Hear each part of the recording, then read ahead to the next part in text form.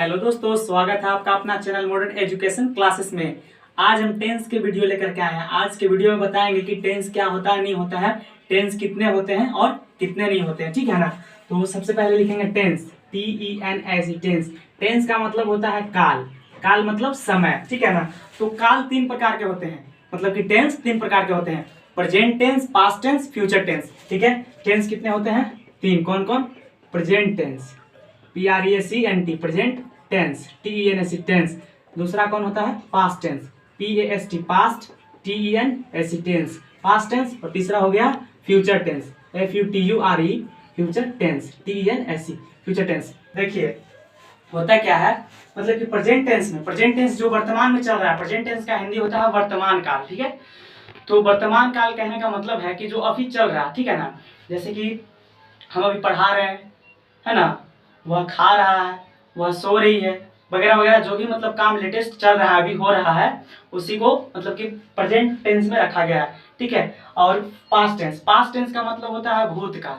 अब भूतकाल का मतलब है कि जो समय बीत गया, जैसे कि जो काम हो गया, जैसे कि मैंने कल खाना खाया था, ठीक है, वह कल गाना गाया था, है ना, हम लोग पटना घूमने गए थे, ठीक है। तो मतलब जो काम हम लोग किए थे वो पास्ट टेंस में चला जाएगा, ठीक है। और फ्यूचर टेंस, फ्यूचर टेंस मतलब जिस चीज के बारे में हम सोचते हैं, जैसे कि हम सोच रहे हैं कि हम मतलब कि हम लोग पढ़ लिख करके एक महान मतलब कि कुछ बनेंगे, जैसे कोई टीचर बनना चाहेगा, किसी का एम होगा कि मतलब डॉक्टर बने, कोई कुछ बनना चाहेगा, कुछ बनना चाहेगा, मतलब उस चीज के बारे में सोच रहा है, कल्पना कर रहा है, ठीक है। तो उसी को मतलब कि फ्यूचर टेंस में रखा गया है। जैसे कि मैं कल पटना जाऊंगा, ठीक है, वह खाना खाएगा, ठीक है। मतलब कि जो काम भविष्य में सोचेंगे, भविष्य काल होता है इसका मतलब, फ्यूचर टेंस का मतलब। तो जो चीज भविष्य काल में करेंगे वही होता है, ठीक है ना, फ्यूचर टेंस का मतलब, ठीक है। अब चारों मतलब कि तीन जो टेंस है उसके चार चार मतलब कि पार्ट्स होते हैं, ठीक है। और प्रेजेंट टेंस के चार भाग होते हैं, वैसे ही पास्ट टेंस के चार भाग होते हैं, और फ्यूचर टेंस के भी चार भाग होते हैं।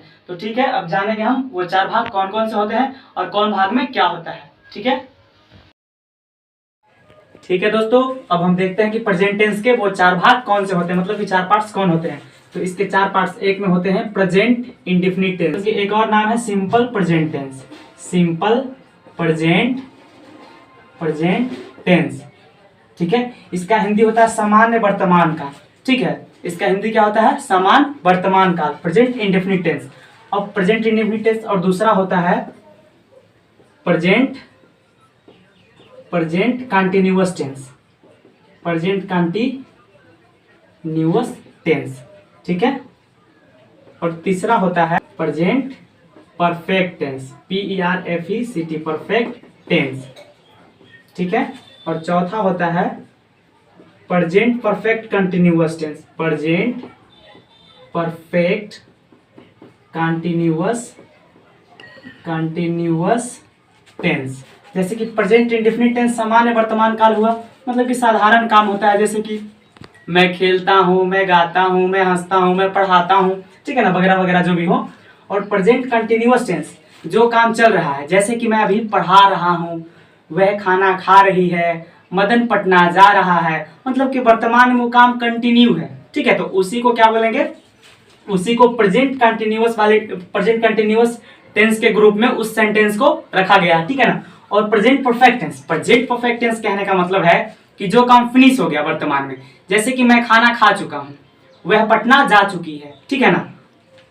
जो काम पूर्ण रूप से मतलब प्रेजेंट में फिनिश हो चुका है, खत्म हो चुका है, उसी को प्रेजेंट परफेक्ट टेंस में रखेंगे, ठीक है। और present perfect continuous tense, present perfect continuous tense का मतलब होता है कि कुछ काम जो है पूरा हो चुका है और कुछ काम कंटिन्यू है, ठीक है। कुछ काम पूरा हो चुका है, कुछ काम कंटिन्यू है। जैसे कि मैं 2 वर्षों से गाना गा रहा हूँ, ठीक है, वह 5 वर्षों से पटना जा रही है, मैं सोमवार से पढ़ा रहा हूँ, मैं आज से वीडियो बना रहा हूँ, वगैरह वगैरह, ठीक है। मतलब कि वीडियो बना रहा हूँ आज से, तो मतलब अब मतलब कुछ देर पहले कुछ वीडियो बना चुके होंगे और अभी तक बना रहे हैं, मतलब कुछ काम पूरे हो चुके हैं मेरे और कुछ काम कर ही रहे हैं।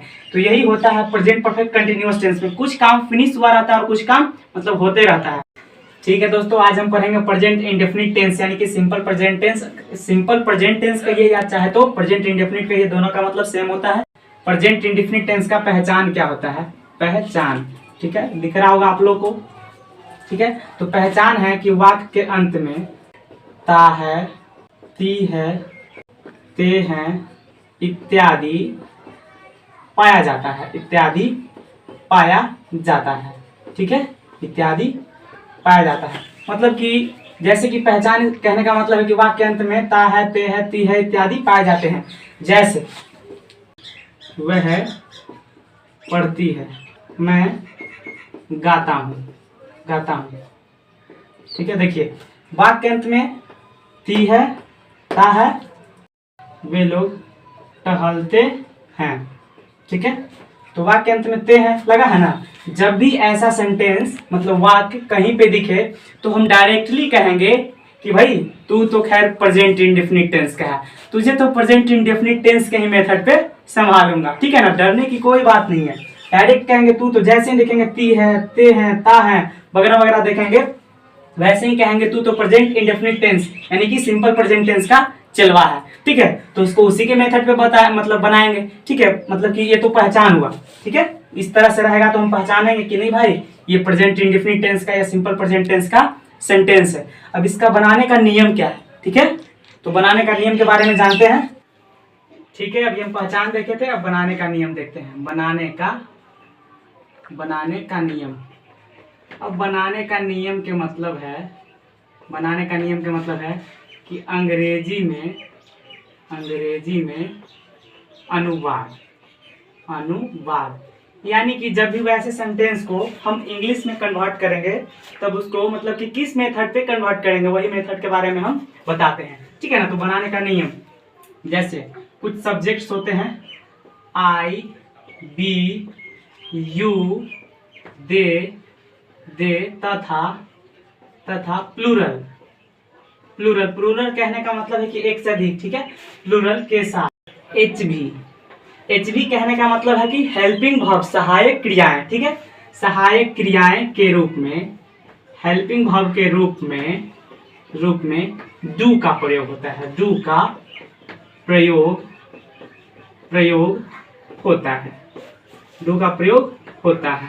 ठीक है, आप इसका स्क्रीनशॉट भी ले सकते हैं। एवं मेन वर्ब के रूप में,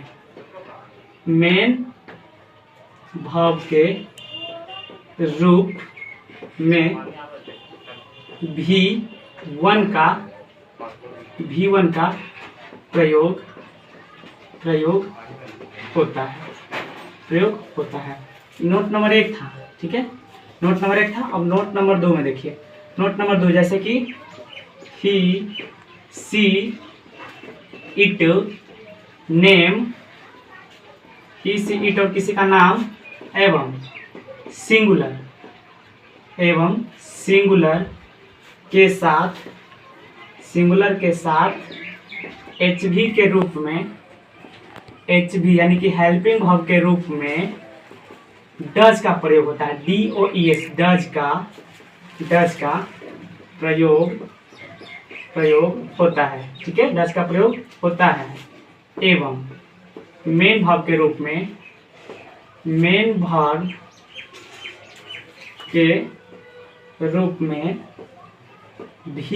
का प्रयोग होता है। V5 यानी कि वर्ब के पांचवें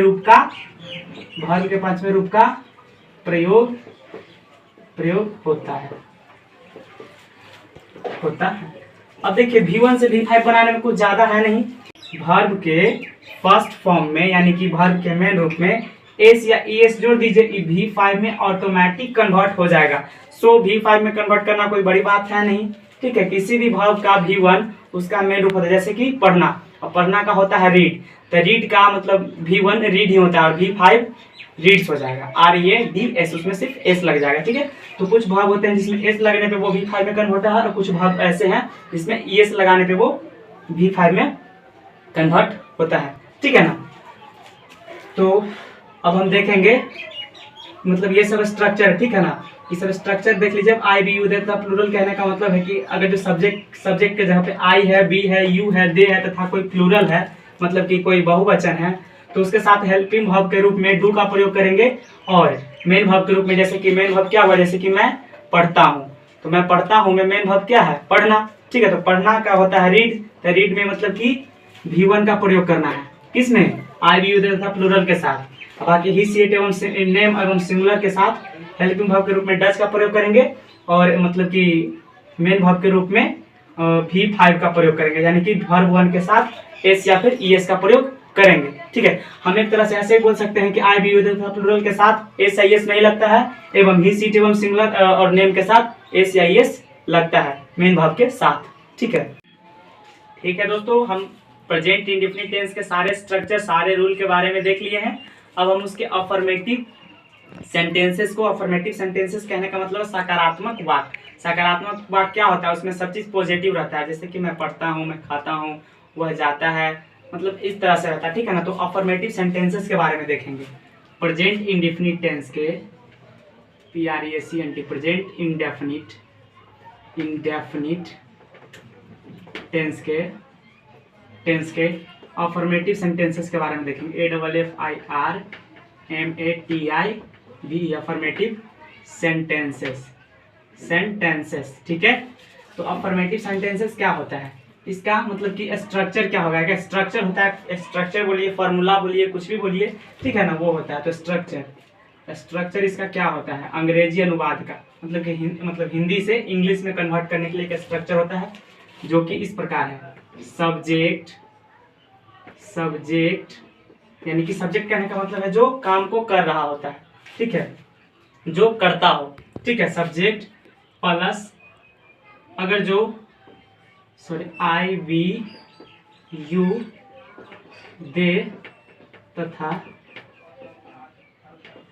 प्लूरल सब्जेक्ट हो तो, ठीक है, आई वी यू दे तथा प्लूरल कोई सब्जेक्ट हो तब subject plus V1 plus object. ठीक है, यही स्ट्रक्चर है। ठीक है, अफर्मेटिव केस में। ठीक है, अब कोई सेंटेंस जैसे मैं गाना गाता हूँ, ठीक है, अब इसमें बताइए कि सब्जेक्ट कौन ऑब्जेक्ट कौन है। इसमें कोई बड़ा बात नहीं, सब्जेक्ट हम उसे कहते हैं जो मेन खेला खेलता है, जो मेन काम को करता है। ठीक है ना, तो मैं गाना गाता हूँ, तो गाना इसमें कौन गा रहा है, गाना इसमें मैं गा रहा हूँ, इसलिए मैं कौन हो गया, सब्जेक्ट। मैं कौन हो गया, सब्जेक्ट। ठीक है, गा क्या चीज रहा है, गाना। काम क्या चीज का हो रहा है, गाने वाला। तो जो काम हो रहा है उसको करेंगे वर्ब। ठीक है, तो गाना क्या हो गया, वर्ब, और गा क्या रहा है, गाना। तो गाना क्या हो गया, ऑब्जेक्ट। अब सब्जेक्ट ऑब्जेक्ट और वर्ब चुन लिए। ठीक है, अब स्ट्रक्चर क्या है, subject plus V1 plus object, यही हमारा स्ट्रक्चर है। तो इस स्ट्रक्चर पे इसको इंग्लिश में कन्वर्ट कर देंगे। जैसे कि मैं गाना गाता हूँ, तो सब्जेक्ट क्या है, आई। मैं का इंग्लिश क्या होता है, आई। इसमें अफर्मेटिव केस में हेल्पिंग वर्ब का यूज नहीं होता है, ठीक है ना, नेगेटिव केस से हेल्पिंग वर्ब का यूज होता है। ठीक है, तो सब्जेक्ट क्या है, आई, और V1 यानी कि गाना का क्या मतलब, गाने का मतलब क्या होता है, जैसे मैं गाना गा रहा हूँ, तो गाना का होता है सिंग। ठीक है, SING, आई सिंग। एक बार में कोई आदमी एक ही गाना गा सकता है, इसलिए ए लगा, आई सिंग अ सॉन्ग। नहीं हो गया, देखिए, सब्जेक्ट वर्ब मतलब वर्ब के पहला रूप और मतलब ऑब्जेक्ट, सब्जेक्ट V1 ऑब्जेक्ट। ठीक है, इस तरह से बन गया। ठीक है ना, तो यही मतलब कि स्ट्रक्चर था। और अगर जो सब्जेक्ट के रूप में ही सी इट नेम एवं सिंगुलर सब्जेक्ट हो तो, सब्जेक्ट के रूप में हो तो, यानी कि सब्जेक्ट के जगह पे ही रहे, सी रहे, इट रहे, या फिर किसी एक का नाम रहे, या फिर कोई सिंगुलर पर्सन रहे। ठीक है ना, तब स्ट्रक्चर क्या बनेगा, तब स्ट्रक्चर बन जाएगा सब्जेक्ट प्लस SUB। लिखने का मतलब सब्जेक्ट प्लस वर्ब का पांचवा रूप, ठीक है, प्लस ऑब्जेक्ट, यही स्ट्रक्चर बनेगा। ठीक है ना, तो इसका सेंटेंस कैसे रहेगा, जैसे कि वह गाना गाती है। अब स्त्री जाति के लिए वह का इंग्लिश होता है SHEC, सब लोग जानते हैं, इसलिए कोई दिक्कत नहीं है। इसमें सब्जेक्ट कौन है, गाना कौन गा रही है, वह। ठीक है, गा क्या रही है, गाना। तो काम क्या चीज बोला रहा है, गाने वाला। ठीक है ना, ती है ना लास्ट में, तो वह गाना गाती है, तो सी और वर्ब के पांचवा रूप यानी कि सी। अब सिंग में S लगा देंगे तो V5 में कन्वर्ट हो जाएगा, सिंग्स। तो सी सिंग्स ए सॉन्ग, मतलब कि वह गाना गाते हैं। कोई भी आदमी एक बार में एक ही गाना गा सकता है। ठीक है ठीक है दोस्तों, आज हम कुछ मतलब कि प्रेजेंट इंडेफिनिट टेंस के अफर्मेटिव सेंटेंसेस का मतलब कि हिंदी से अंग्रेजी में अनुवाद करेंगे, यानी कि ट्रांसलेट करेंगे इंग्लिश में, ठीक है। जैसे मैं पटना जाता हूँ, और जैसा कि हम बताए हैं कि इसका स्ट्रक्चर होता है, अगर जो सब्जेक्ट के रूप में आई बी यू देता प्लूरल है, तब वहाँ पे सब्जेक्ट मतलब कि मेन वर्ब के साथ V1 लगा, ठीक है। मेन वर्ब के रूप में V1 का प्रयोग होगा, ठीक है।